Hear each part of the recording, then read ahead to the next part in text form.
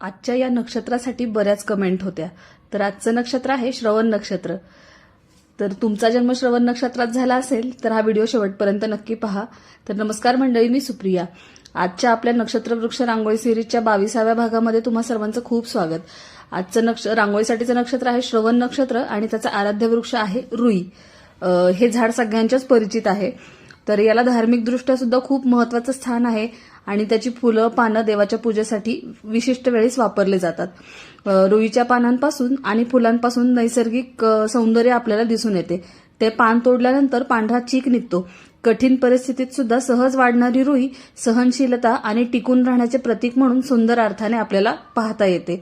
मात्र रुईचा चीक त्वचेला त्रासदायक ठरू शकतो, त्यामुळे तो औषधी उपयोगासाठी स्वतःहून न वापरता तज्ज्ञांच्या मार्गदर्शनाखाली वापरावा. कठीण परिस्थितीतही फुलत राहणारी रुई आणि ऐकून शिकून ज्ञानाची वाट पुढे नेणारे श्रवण नक्षत्र, असं ही खूप सुंदर अशी उत्तम अशी सांगड आहे. तर आता आपण पाहूया श्रवण नक्षत्रामध्ये जन्म झालेल्या व्यक्ती कशा असतात ते.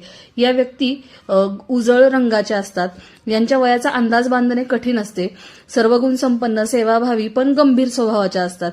यांना संगत जर वाईट असेल तर वाईट सवयी चटकन लागतात, पण प्रयत्नांनी त्या सोडवताही येतात.